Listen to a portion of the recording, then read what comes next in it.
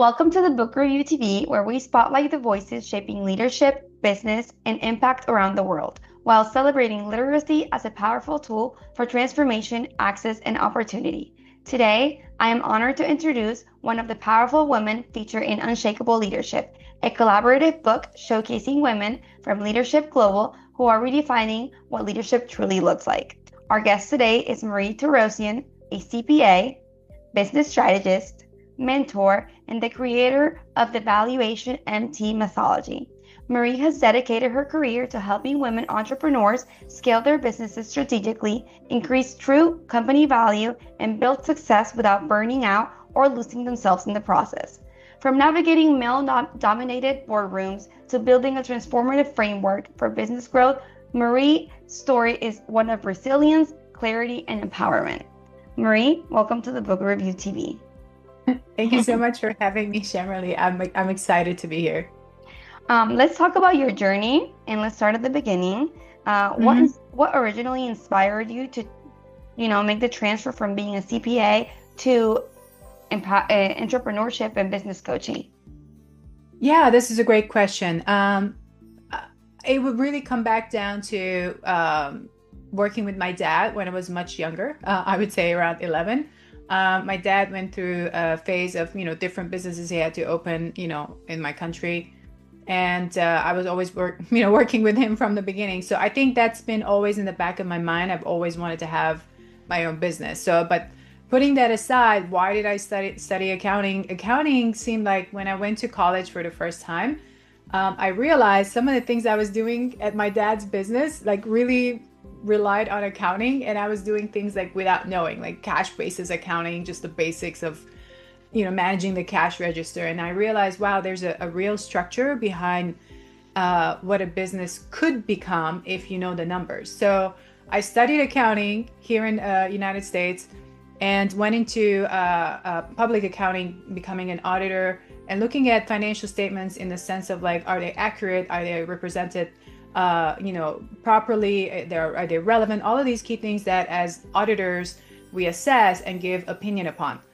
However, it felt like a little bit too mechanical for me. That's a word, the way I express it. But so I moved into the corporate side of things where I could really focus on what the numbers are looking like and how do I forecast where the business is going. So it seemed like an area that I really loved doing. And I was there for about I think about 8 to 9 years. I worked my way up to be a CFO. And at that business where I was at, I felt like there was that glass ceiling. There was nowhere further I could go. And knowing that I've always wanted to have my own business, like it kind of started eating at me. So I started to launch towards going out on my own and tested the waters a bit, came back to corporate.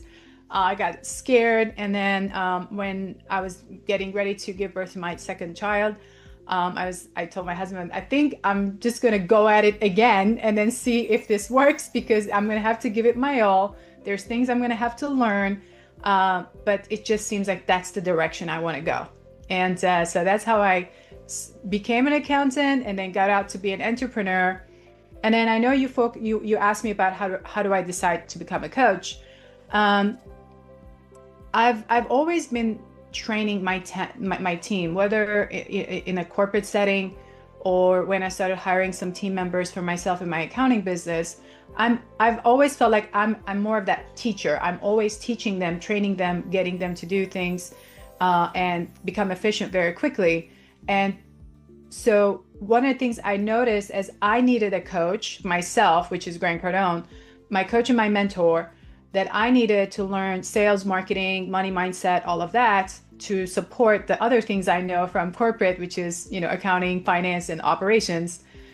I realized many business owners actually need that as well. They need a coach. They need someone that believes in them, that can push them, that can hold them accountable so that they can keep progressing. As an entrepreneur, you could feel very lonely doing a lot of things and you're not sure if it's right, if it's wrong, and you could probably make a lot more mistakes versus having a coach that could guide you, who's been there, who's done that.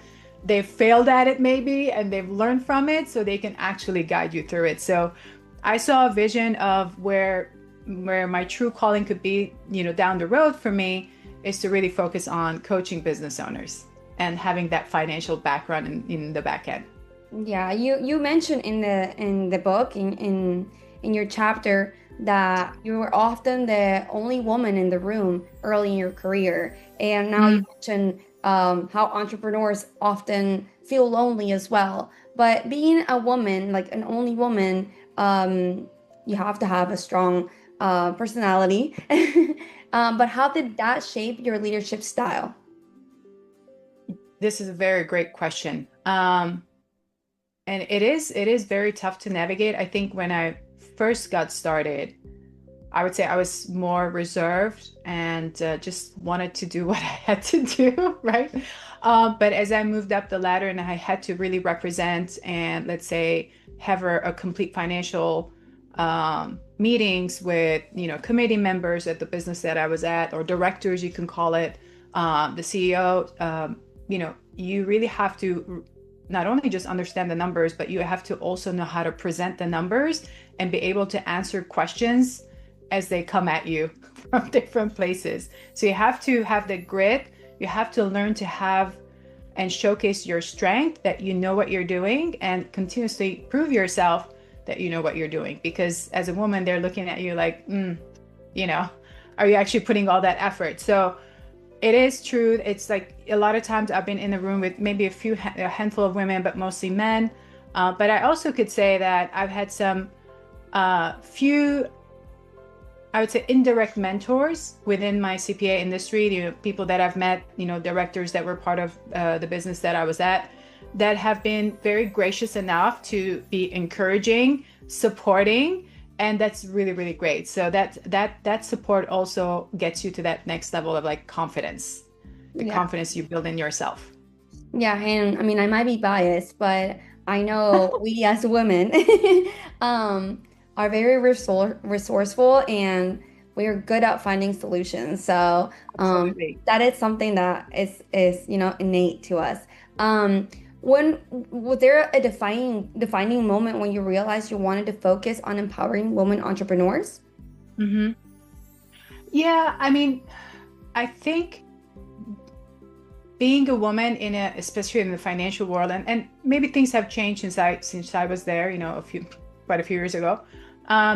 It's always going to be my intention to help fellow women. That's just a given, right? So I'm part of a lot of different groups, including Leadership Global has been one of the first groups that I joined, which is all women, and I love supporting them. So through the book, through articles, through coaching and facilitating, some of their groups, I'm always giving. And I wouldn't say it was a specific day that I decided, hey, I want to help women, but it's more like it's just part of who I am, and that's the part of who I want to help, specifically women who are moms and they have small children, because that's exactly what happened to me. I had I think a 5-year-old and a newborn, and I'm launching a new business. So those are the women that I really want to help, because I've gone through the hassle of having to manage all of that. And now I could actually help them say, hey, you still have to take care of yourself. You still have to take care of the family. I understand, but you also have to ask for help so you can focus on the business. Exactly. That's great advice. Well, looking back, what would you tell your younger self that was walking into those war rooms for the first time? Simple. You got this. I think at the time I was a little bit probably more nervous. I'm more confident now. But yeah, I would say you got this. You have the knowledge, you have the commitment, you've done the work, and there's nothing to fear. That's great. Now, I want you to talk to us a little bit about valuation MT methodology. You mentioned it in the book, but it's such a powerful concept. And for somebody that's hearing it for the first time, could you tell us what it truly means? Absolutely, and I'll keep it in a simplified way. I built Valuation MT as a methodology based on all of my experiences as a financial auditor and a corporate CFO, and it combines a lot of the financial things. So I built it to be a CFO advisory service, so to keep us on track on all the different things that we have to look at in a business. So for example, what's the value of the business? I've made that the initial entry point of, let's look at the value of your business. Where do you stand compared to your industry? That's very important, because every business owner is going to exit their business at some point, but they're not always looking at it from a perspective of that exit. So if it happens, involuntarily, you could get, very, very low, sorry, let me rephrase that. You are not going to get the value that you deserve, right? So it's going to be involuntary. You're not in a position to sell, and things are not going well, and you just have to sell. So you might end up selling at a much lower price. So the idea is to start with a valuation that puts you in control of where I'm at, and I want to plan where I want to go. The next phase is to look at the truly financial statements. I cannot tell you how many times I actually look at financials from people who've had either internal or outside accountants that have done the work, and I see things that I'm just like, this is just standing out to me already, that it's just wrong. So things that I noticed, so I've created that. Let's say part of the things to do is looking at the financials, making sure that they actually make sense and it's very clean, because those are the data we're going to rely on to build a forecast, which is the next phase, looking at a forecast of where are we going in 3 years, 5 years. If business owners are not doing that, they're just driving blind. It's completely blind. Right. But in expansion on that is what I call is, creating policies and procedures. This is something that even as auditors, we look at. Does the business have an HR handbook? Do you have certain policies in your accounting systems, and who's approving and not approving? So by thinking through these things initially and helping a business owner build these systems in place, as they grow the business and they need financial audits or even an IRS audit, they're always going to be ready for that audit because they've done things in this very structured way. This is always going to help build them to the point of then reviewing. Let's say we build a forecast, we're looking at where you're going, and then now we're comparing actuals to your forecast. Like, how are you really performing? We said we're going to do this. What happened? Or, man, we went way ahead. What happened? What did we do great that we went beyond the expectation? So those are very interesting conversations we'll have from a CFO service advisory standpoint.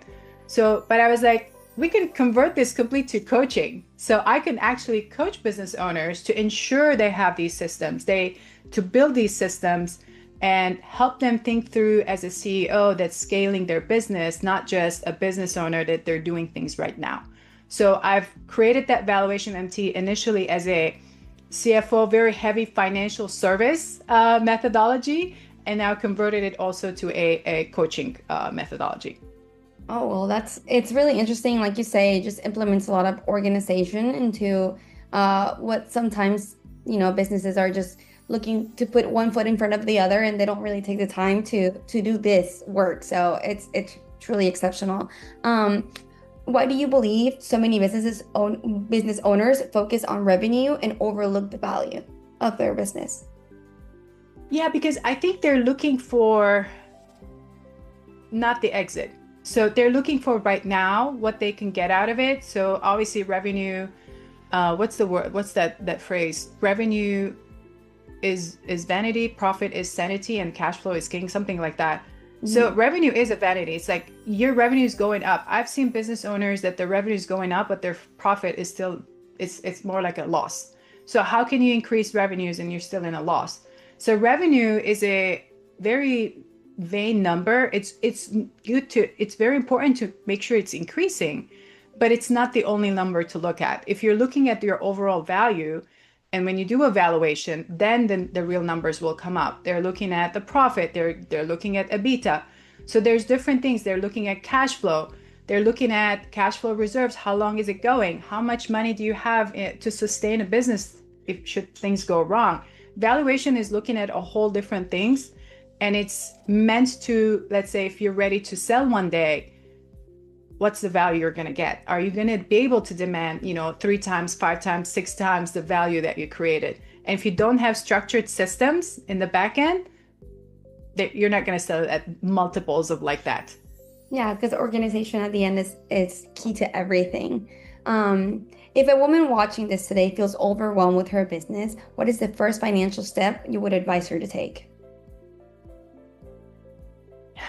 Or man. Or man, yeah, that's fine. Yeah, always look at your numbers. I would say start with looking, and here's the thing, before I even say that, I think a lot of people are scared to look at their numbers. And I will tell you, even one of my clients is my grandmaster. I do taekwondo with my kids, so he's my grandmaster. And if you look at his review of my work, in his review, he says he can take on 10 men attacking him. But when it comes to looking at the financials, he's like, I don't want to look at it. So I try to make it easy for him to understand. I send him just certain enough information that he feels comfortable. So the point is that if you're afraid of looking at your numbers, the first thing to work on is your courage as to saying, okay, it might be horrible, but I'm going to face it. Because if you're not looking at your numbers, you don't know where you're going. And that's going to create more uncertainty, anxiety, and more fear. So the first thing is to, decide that I'm going to, face this fear. I'm going to pull up my numbers and look at it. Now, if you don't have an accountant that can actually walk you through what you're seeing, and by the way, not every accountant does this type of work. Accountants do different type. There's tax accountant, there's just bookkeepers, there's advisors. So we do advisory. So someone has to walk you through to understand what you're looking at. So once you look at those numbers, then I want them to pinpoint certain things they need to follow. For example, I'm going to track my weekly cash. I'm going to track my weekly revenue or the sales, contracts. These are key things that I'm going to track every week, which doesn't really depend on the full profit and loss statement, but it's key things that you are tracking to make sure you're like, okay, I'm staying on top of my goal for the week or for the month. Am I on track to that? So that's going to help them feel more in control. And if they are behind on their goal, then it's going to help them decide, you know what, I need to take more action to make sure I get there. So if you feel like you're not in control, that means you need to add some control and be able to see where you're going. And that's going to remove some of that anxiety and the fear. Yeah, numbers don't lie. You know that. Yeah. and ignoring it is not gonna make it go away either. So Exactly. that is pretty much what it comes down to. In the book, you also say we're no longer just breaking into rooms, we're reshaping it. What does reshaping leadership look like to you? We're reshaping in a way that as women, I think we bring a different vibe to any room. We have, we have intuition that most men don't have. Let's put it that way. We can be softer when needed, right? We can be compassionate. We can understand with the other people within our vicinity, but we can still also be very structured and disciplined and, strong women. So I think we have that variety, and we're shaping and changing the way, rooms are, the way the rooms are. So in the past, let's say it was very corporate, very male dominant, and the women had very little to say, just like we were going through the flow of whatever is happening, versus now we're taking ownership and we're standing out. I love being in rooms with other women, and I have next week, I'm going to a conference in Dallas where I'll be on the panel, and I'm excited about it because we are changing and reshaping these rooms. We're talking about numbers, we're talking about finances, we're talking about exiting businesses. These are conversations we're having as women. Yeah. And it's so empowering. It's really powerful. Well, lastly, to close out the interview, what do you wish people take away from reading Unshakable Leadership? The main thing I want them to take away is that they do not have to fear anything. So they have to become fearless women. Fearless.